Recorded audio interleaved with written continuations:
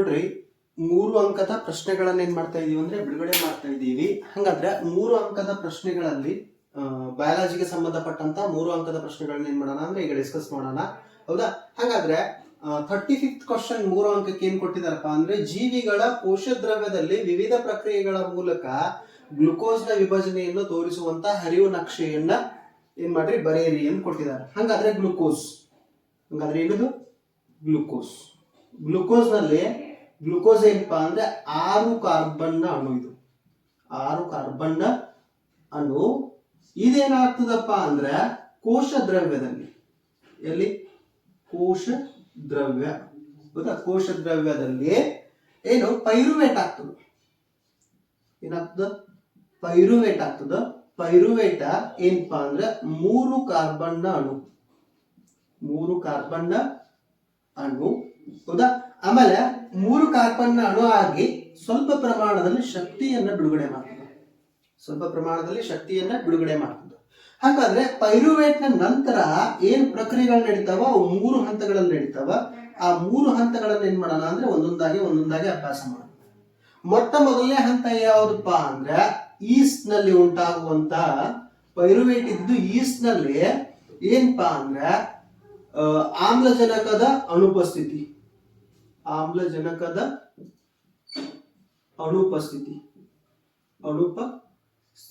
ಆಮ್ಲಜನಕದ ಅನುಪಸ್ಥಿತಿಯಲ್ಲಿ ಏನಪ್ಪಾ ಅಂದ್ರೆ ಎಥೆನಾಲ್ ಏನಪ್ಪಾ ಅಂದ್ರೆ 2 ಕಾರ್ಬನ್ ನ ಅಣು ethanol plus carbon dioxide plus ಶಕ್ತಿಯನ್ನ ಬಿಡುಗಡೆ ಮಾಡುವಂತ ಕೆಲಸ ಮಾಡ್ತದೆ. ಎಥೆನಾಲ್ ನ ಸೂತ್ರ ನಿಮ್ಗೆ ಗೊತ್ತಿದೆ, ಏನು? C2H5OH. ಇದೇನಪ್ಪಾ ಅಂದ್ರೆ ಎಥೆನಾಲ್ ನ ಸೂತ್ರ, ಹೌದಾ? ಗ್ಲುಕೋಸ್ ಇದ್ದದ್ದು ಕೋಶ ದ್ರವ್ಯದಲ್ಲಿ ಪೈರುವೇಟ್ ಆಯ್ತು, ಸ್ವಲ್ಪ ಪ್ರಮಾಣದಲ್ಲಿ ಶಕ್ತಿ ಬಿಡುಗಡೆ ಮಾಡಿತ್ತು. ಅದಾದ ನಂತರ ಈ ಪೈರುವೇಟ್ ಇದ್ದಿದ್ದು ಈಸ್ಟ್ ಕೋಶಗಳಲ್ಲಿ ಆಮ್ಲಜನಕದ ಅನುಪಸ್ಥಿತಿಯಲ್ಲಿ ಎಥೆನಾಲ್, ಕಾರ್ಬನ್ ಡೈಆಕ್ಸೈಡ್ ಮತ್ತು ಶಕ್ತಿಯನ್ನ ಬಿಡುಗಡೆ ಮಾಡುವಂತ ಕೆಲಸ ಮಾಡ್ತದೆ.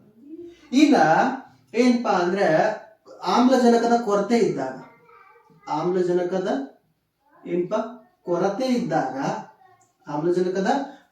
ಇದ್ದಾಗ ಏನಪ್ಪಾ ಅಂದ್ರೆ ಲ್ಯಾಕ್ಟಿಕ್ ಆಮ್ಲ ಪ್ಲಸ್ ಏನಪ್ಪಾ ಅಂದ್ರೆ ಶಕ್ತಿಯನ್ನ ಬಿಡುಗಡೆ ಮಾಡುವಂತ ಕೆಲಸ ಮಾಡ್ತದ. ಇದು ಏನಪ್ಪಾ ಅಂದ್ರೆ ಜೀವಕೋಶದಲ್ಲಿ ಉಂಟಾಗ್ತದ. ಎಲ್ಲಿ? ಜೀವಕೋಶದಲ್ಲಿ ಸ್ನಾಯು ಸೆಳೆತಕ್ಕೆ ಕಾರಣ ಆಗ್ತದೆ. ಸ್ನಾಯು ಸೆಳೆತಕ್ಕೆ ಏನಾಗ್ತದ? ಕಾರಣ ಆಗ್ತದೆ. ನಮ್ಮ ದೇಹದಲ್ಲಿ ಏನಾದ್ರೂ ಏನಪ್ಪಾ ಅಂದ್ರೆ ಲ್ಯಾಕ್ಟಿಕ್ ಆಮ್ಲ ಬಿಡುಗಡೆ ಆಗಿದ್ರೆ ಆಮ್ಲಜನಕದ ಕೊರತೆಯಿಂದ, ಹೌದಾ, ಏನಪ್ಪಾ ಅಂದ್ರೆ ಸ್ನಾಯು ಸೆಳೆತ ಉಂಟಾಗ್ತದ. ಹೌದಾ? ಹಾಗಾದ್ರೆ ಇದು ಏನಪ್ಪಾ ಅಂದ್ರೆ 3 ಕಾರ್ಬನ್ ಅನ್ನ ಹೊಂದಿದಂತಹ ಒಂದು ಅಣು, 3 ಕಾರ್ಬನ್ ಹೊಂದಿದಂತ ಅಣು. ಇನ್ನ ಆಮ್ಲಜನಕದ ಇಲ್ಲಿ ಅನುಪಸ್ಥಿತಿ, ಇಲ್ಲಿ ಕೊರತೆ. ಇನ್ನು ಆಮ್ಲಜನಕದ ಉಪಸ್ಥಿತಿ, ಹೌದಾ? ಆಮ್ಲಜನಕದ ಉಪಸ್ಥಿತಿಯಲ್ಲಿ ಏನಪ್ಪಾ ಅಂದ್ರೆ ಮೈಟೋಕಾಂಡ್ರಿಯಾದಲ್ಲಿ, ಹೌದಾ, ಇದೇನಪ್ಪಾ ಅಂದ್ರೆ ಹರಿವು ನಕ್ಷೆ. ಮೈಟೋಕಾಂಡ್ರಿಯಾದಲ್ಲಿ ಏನಾಗ್ತದ? ಕಾರ್ಬನ್ ಡೈಆಕ್ಸೈಡ್, ನೀರು ಮತ್ತು ಶಕ್ತಿ ಬಿಡುಗಡೆ ಆಗ್ತದೆ. ಕಾರ್ಬನ್ ಡೈಆಕ್ಸೈಡ್, ನೀರು ಮತ್ತೆ ಏನಾಗ್ತದ? ಶಕ್ತಿ ಬಿಡುಗಡೆ ಆಗ್ತದ. ಹಾಗಾದ್ರೆ ಈ 3 ಕೇಸ್ಗಳಲ್ಲಿ ಏನ್ ಶಕ್ತಿ ಬಿಡುಗಡೆ ಆಗಿರ್ತದ ಆ ಶಕ್ತಿಗೆ ಹೋಲಿಸಿದ್ರೆ ಮೈಟೋಕಾಂಡ್ರಿಯಾದಲ್ಲಿ ಯಾವಾಗ ಕಾರ್ಬನ್ ಡೈಆಕ್ಸೈಡ್, ನೀರು ಮತ್ತು ಶಕ್ತಿ ಬಿಡುಗಡೆ ಆಗಿರ್ತದಲ್ಲ, ಯಥೇಚ್ಛ ಪ್ರಮಾಣದಲ್ಲಿ ಆಮ್ಲಜನಕ ಸಿಕ್ಕು, ಅಲ್ಲಿ ಹೆಚ್ಚು ಶಕ್ತಿ ಏನಾಗಿರ್ತದೆ ಅಂದ್ರೆ ಬಿಡುಗಡೆ ಆಗಿರ್ತದೆ. ಇದು ಏನಪ್ಪಾ ಅಂದ್ರೆ ಜೀವಿಗಳ ಕೋಶ ದ್ರವ್ಯದಲ್ಲಿ ವಿವಿಧ ಪ್ರಕ್ರಿಯೆಗಳ ಮೂಲಕ ಗ್ಲುಕೋಸ್ ಏನಾಗ್ತದೆ ಅಂದ್ರೆ ವಿಭಜನೆ ಆಗ್ತದೆ. ಮೊದಲು ಪೈರುವೇಟ್ ಇದ್ದಿದ್ದು ಆಮ್ಲಜನಕದ ಅನುಪಸ್ಥಿತಿಯಲ್ಲಿ ಎಥನಾಲ್, ಕಾರ್ಬನ್ ಡೈಆಕ್ಸೈಡ್ ಶಕ್ತಿಯನ್ನು ಕೊಡುವಂತ ಕೆಲಸ ಮಾಡ್ತದ. ಆಮ್ಲಜನಕದ ಕೊರತೆ ಇದ್ದಾಗ ಲ್ಯಾಕ್ಟಿಕ್ ಆಮ್ಲ ಮತ್ತು ಶಕ್ತಿಯನ್ನ ಜೀವಕೋಶದಲ್ಲಿ ಸ್ನಾಯು ಸೆಳೆತವನ್ನು ಉಂಟು ಮಾಡೋದ್ರ ಮೂಲಕ ಕೊಡುವಂತ ಕೆಲಸ ಮಾಡ್ತದ. ಆಮ್ಲಜನಕದ ಉಪಸ್ಥಿತಿಯಲ್ಲಿ ಕಾರ್ಬನ್ ಡೈಆಕ್ಸೈಡ್, ನೀರು ಮತ್ತು ಶಕ್ತಿಯನ್ನ ಎಲ್ಪ ಅಂದ್ರೆ ಮೈಟೋಕಾಂಡ್ರಿಯಾದಲ್ಲಿ, ಜೀವಕೋಶದಲ್ಲಿ ಮೈಟೋಕಾಂಡ್ರಿಯಾ ಬರ್ತಲ್ಲ, ಮೈಟೋಕಾಂಡ್ರಿಯಾದಲ್ಲಿ ATPಗಳ ರೂಪದಲ್ಲಿ ಶಕ್ತಿಯನ್ನ ಬಿಡುಗಡೆ ಮಾಡುವಂತ ಕೆಲಸ ಮಾಡ್ತದ. ಇದು ಏನಪ್ಪಾ ಅಂದ್ರೆ ಹರಿವು ನಕ್ಷೆ. ಎಷ್ಟು ಅಂಕಕ್ಕೆ? 3 ಅಂಕಕ್ಕೆ. ಎಷ್ಟು ಡ್ರಾ ಮಾಡಿದ್ರೆ ನಿಮ್ಗೆ 3 ಮಾರ್ಕ್ಸ್ ಬಯಾಲಜಿ. ಇದು ವೆರಿ ಇಂಪಾರ್ಟೆಂಟ್. ಏನಪ್ಪಾ ಅಂದ್ರೆ ಕೋಶ ದ್ರವ್ಯದಲ್ಲಿ ವಿವಿಧ ಪ್ರಕ್ರಿಯೆಗಳ ಮೂಲಕ ಗ್ಲುಕೋಸ್ ನ ವಿಭಜನೆಯನ್ನ ತೋರಿಸುವಂತ ಡಯಾಗ್ರಾಮ್. ಇದು ನಾವು ಅಭ್ಯಾಸ ಮಾಡುವಂತ 29 ಡಯಾಗ್ರಾಮ್ಗಳಲ್ಲಿ ಇಲ್ಲ, ಆದ್ರೂ ಇಂಪಾರ್ಟೆಂಟ್. ಇದನ್ನ ಪ್ರಾಕ್ಟೀಸ್ ಮಾಡ್ಬೇಕು ನೀವು. ಅದಕ್ಕೆ ನಾನು ಇದನ್ನ ಡಯಾಗ್ರಾಮ್ ಅಲ್ಲಿ ಪರಿಗಣಿಸಿಲ್ಲ, ಇದನ್ನ ಥಿಯರಿಯಲ್ಲಿ ಪರಿಗಣಿಸ್ತೀನಿ. ನಾನು ಥಿಯರಿಯಲ್ಲಿ ನೀವು ಇದನ್ನ ಪ್ರಾಕ್ಟೀಸ್ ಮಾಡಬೇಕು. Very important question. Next question ಅನ್ನು ನೋಡೋಣ. ನೋಡ್ರಿ 3 ಅಂಕಕ್ಕೆ ಜೀವಶಾಸ್ತ್ರಕ್ಕೆ ಸಂಬಂಧಪಟ್ಟಂತ ಒಂದು ಪ್ರಶ್ನೆ ಕೇಳಿದಾರೆ. ಇದನ್ನ ನಾನು ಬೋರ್ಡ್ ಮೇಲೆ ಬರೆಯೋದಿಲ್ಲ, ಅದ್ರ ಎಕ್ಸ್ಪ್ಲೇನ್ ಮಾಡ್ತಾ ಹೋಗ್ತೀನಿ. ನೀವು ಬೇಕಾದ್ರೆ ಅದನ್ನ ಪಾಯಿಂಟ್ಸ್ ಮಾಡ್ಕೊಳ್ರಿ.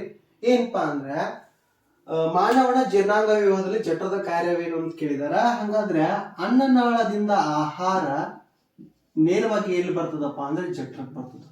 ಹೌದಾ? ಜಠರ ಏನಪ್ಪಾ ಅಂದ್ರೆ ನಮ್ಮ ದೇಹದ ದೊಡ್ಡ ಅಂಗ.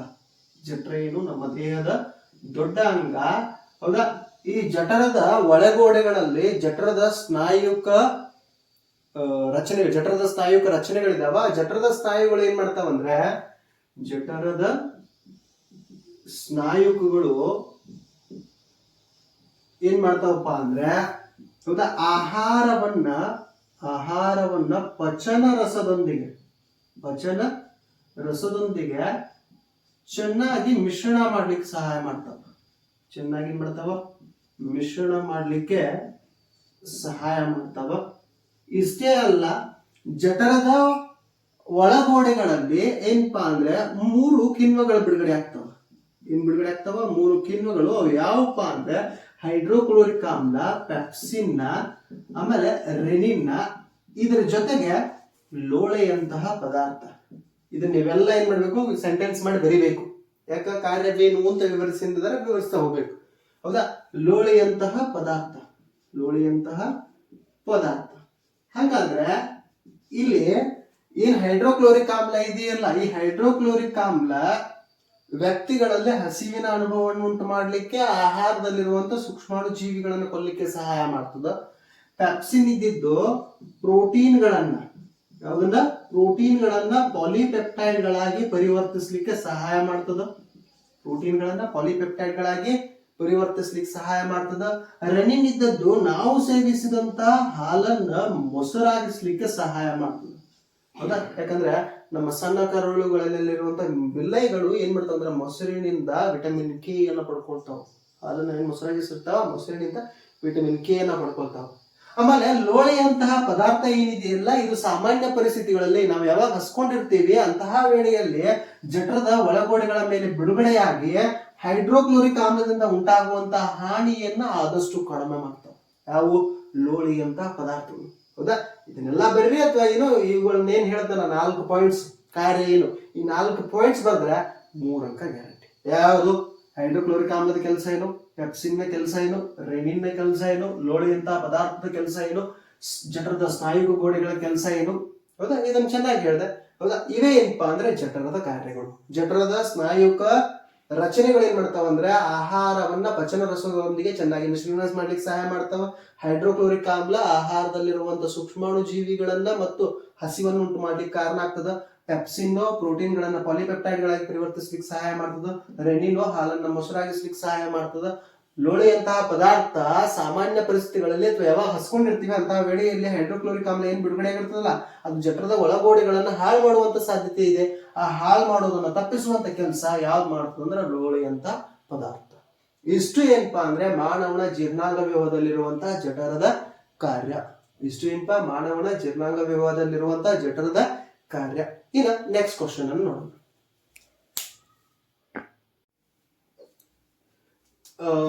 2 ಅಂಕದ ಪ್ರಶ್ನೆಗಳನ್ನ ಬಿಡಿಸ್ತಾ ಇದ್ದೀವಿ. 3 ಅಂಕದ ಪ್ರಶ್ನೆಗಳನ್ನ ಬಿಡಿಸ್ತಾ ಇದ್ದೀವಿ. ಅಲ್ಲ, ಬಯಾಲಜಿಯಲ್ಲಿ ಮನುಷ್ಯರ ಗಂಡು ಸಂತಾನೋತ್ಪತ್ತಿ ವ್ಯೂಹವನ್ನ ವಿವರಿಸಿ. ಈ ಗಂಡು ಸಂತಾನೋತ್ಪತ್ತಿ ವ್ಯೂಹವನ್ನ ನೀವು ಡಯಾಗ್ರಾಮ್ ಪರ್ಫೆಕ್ಟ್ ಆಗಿ ಪ್ರಾಕ್ಟೀಸ್ ಮಾಡೋದ್ರಂತೂ ಇಲ್ಲ. 29 ಡಯಾಗ್ರಾಮ್ ಅಲ್ಲಿ ಗಂಡು ಸಂತಾನೋತ್ಪತ್ತಿಯ ಪ್ರಾಕ್ಟೀಸ್ ಇಲ್ಲ. ಆದ್ರೆ ಅದನ್ನ ಚೆನ್ನಾಗಿ ನೋಡ್ಕೊಂಡಿದ್ರೆ ಗಂಡು ಸಂತಾನೋತ್ಪತ್ತಿ ವ್ಯೂಹವನ್ನ ಇದನ್ನ ಏನ್ ಮಾಡ್ಬೋದು ಅಂದ್ರೆ ಆನ್ಸರ್ ಮಾಡ್ಬೋದು. ನಾನೊಂದಷ್ಟು ಪಾಯಿಂಟ್ಸ್ ಮಾಡಿದೀನಿ.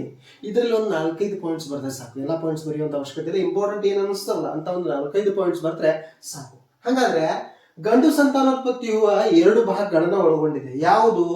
ಲಿಂಗಾಣುಗಳನ್ನ ಅಂದ್ರೆ ವಿರ್ಯಾಣುಗಳನ್ನ ಉತ್ಪತ್ತಿ ಮಾಡುವಂತ ಭಾಗ ಮತ್ತು ಅವುಗಳನ್ನ ನಿಷೇಚನಗೊಳ್ಳುವಂತ ಸ್ಥಳಕ್ಕೆ, ಹಂಗಂದ್ರೆ ಹೆಣ್ಣು ಸಂತಾನೋತ್ಪತ್ತಿ ವ್ಯೂಹಕ್ಕೆ ಹೌದಾ ನಿಷೇಚನಗೊಳ್ಳುವ ಸ್ಥಳಕ್ಕೆ ಸಾಗಿಸುವಂತ ಭಾಗ, 2 ಭಾಗಗಳನ್ನು ಒಳಗೊಂಡಿದೆ.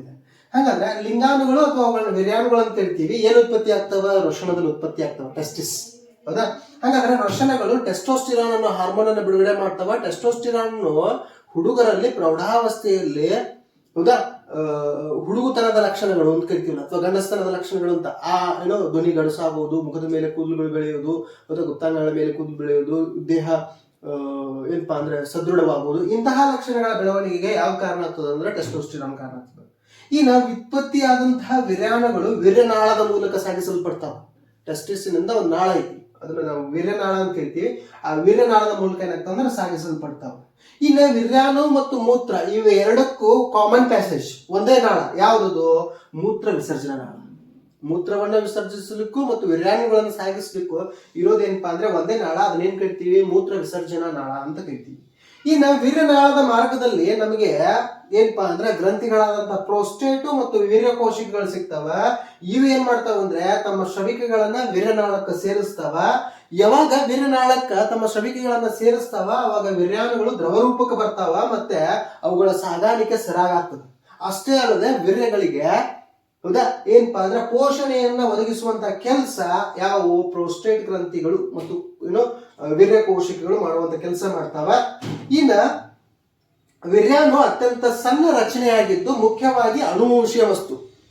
ಹೌದಾ, ಮುಂದಿನ ಸಂತತಿಗೆ ವರ್ಗಾಯಿಸಲಿಕ್ಕೆ ಅನುವಂಶೀಯ ವಸ್ತು ಮತ್ತೆ ಹೆಣ್ಣು ಲಿಂಗಾಣುಗಳ ಕಡೆ ಚಲಿಸಲು ಏನಪ್ಪಾ ಅಂದ್ರೆ ಒಂದು ಉದ್ದನೆಯ ಬಾಲವನ್ನು ಹೊಂದಿರ್ತಾವ. ಈ ರೀತಿಯಾದಂತಹ ರಚನೆಯನ್ನ ಯಾವ ಹೊಂದಿರ್ತಾವಪ್ಪ ಅಂದ್ರೆ ವೀರ್ಯಾಣುಗಳು. ಹೌದಾ, ಇಲ್ಲಿ ಅನುವಂಶೀಯ ವಸ್ತು ಇರ್ತದ. ಆಮೇಲೆ ಈ ಬಾಲ ಯಾವುದಕ್ಕೋಸ್ಕರಪ್ಪ ಅಂದ್ರೆ ಹೆಣ್ಣು ಸಂತಾನೋತ್ಪತ್ತಿ ವ್ಯೂಹದಲ್ಲಿ ಅಂಡಾಶಯದ ಕಡೆ ಚಲಿಸ್ಲಿಕ್ಕೆ. ಹೌದಾ, ಯೋನಿ, ಗರ್ಭಕೋಶ, ಗರ್ಭಕೋಶದಿಂದ ಫೆಲೋಪಿಯನ್ ನಾಳ, ಫೆಲೋಪಿಯನ್ ನಾಳದಿಂದ ಅಂಡಕೋಶಕ್ಕೆ ಚಲಿಸ್ಲಿಕ್ಕೆ ಒಂದು ಉದ್ದನೆಯ ಬಾಲವನ್ನ ಹೊಂದಿರ್ತಾವ.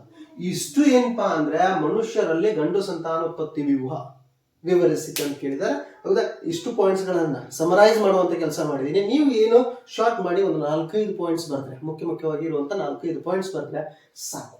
ಹೌದಾ, 3 ಅಂಕಕ್ಕೆ ಗಂಡು ಸಂತಾನೋತ್ಪತ್ತಿ ವ್ಯೂಹವನ್ನ ವಿವರಿಸಿ ಅಂತ ಕೇಳಿದ್ರು. ಈಗ ಬಯಾಲಜಿಲಿರುವಂತ ಇನ್ನೊಂದು ಕ್ವಶನ್ ಅನ್ನ ಡಿಸ್ಕಸ್ ಮಾಡೋಣ.